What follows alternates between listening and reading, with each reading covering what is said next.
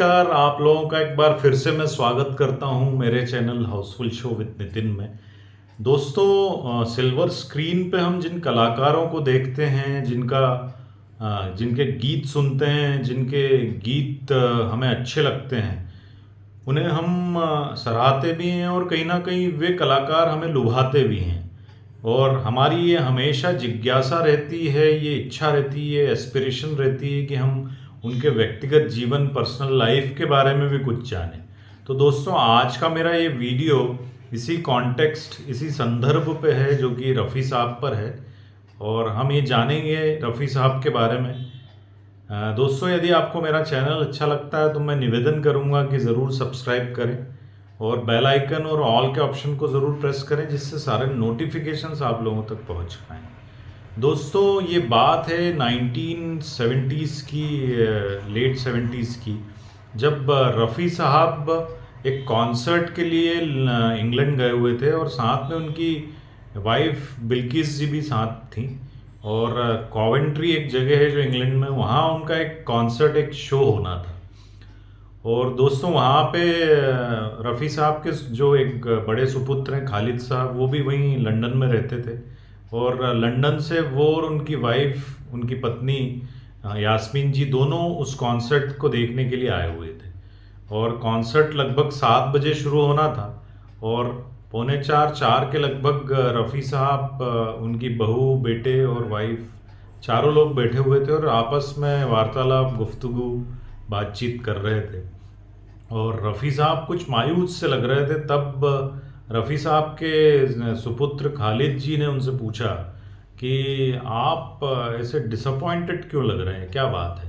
तब रफ़ी साहब ने जवाब दिया कि मुझे यहाँ का विदेशी खाना बिल्कुल भी नहीं अच्छा लग रहा है और मैं घर का खाना खाना चाहता हूँ, तो क्या बहू मुझे खाना बना के देगी। तब यास्मीन जी मुस्कुराई और उन्होंने कहा कि अब्बा क्यों नहीं बना के दूंगे, आप ज़रूर, आपको खिलाऊंगी घर का खाना, और बताइए आपको क्या खाना है। तो उन्होंने बोला, तुम अभी मुझे घर ले चलो और मुझे दाल चावल और हरी चटनी बनाकर खिलाओ।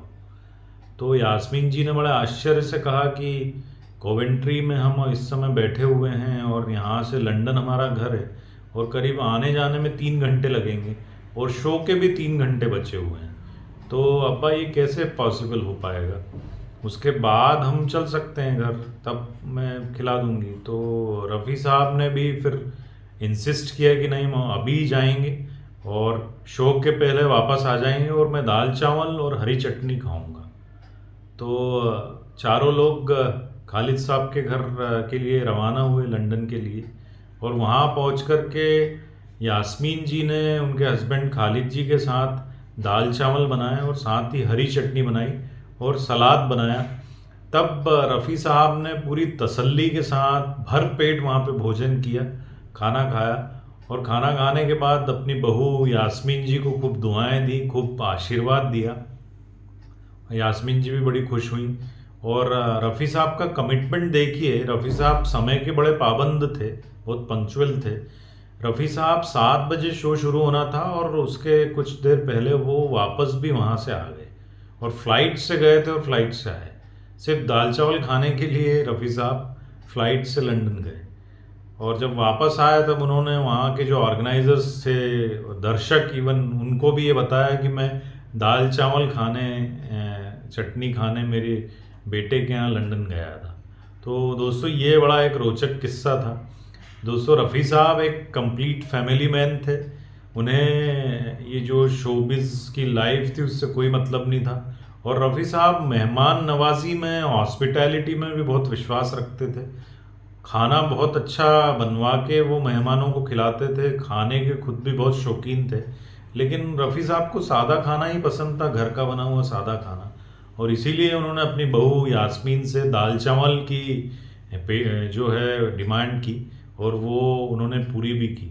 तो दोस्तों, ये बड़ा इंटरेस्टिंग किस्सा था। इसी तरीके से आगे भी मैं आप लोगों के लिए किस्से लेकर के आता रहूँगा। दोस्तों, मेरे चैनल पे बने रहिए दोस्तों, और मेरे वीडियोस अगर अच्छे लगें तो ज़रूर शेयर करें। दोस्तों, आप लोगों से यही कहूँगा कि अपना बहुत ख्याल रखें, हमेशा प्रसन्न रहें, स्वस्थ रहें, यही ईश्वर से मैं आप लोगों के लिए कामना करता हूँ। नमस्कार दोस्तों।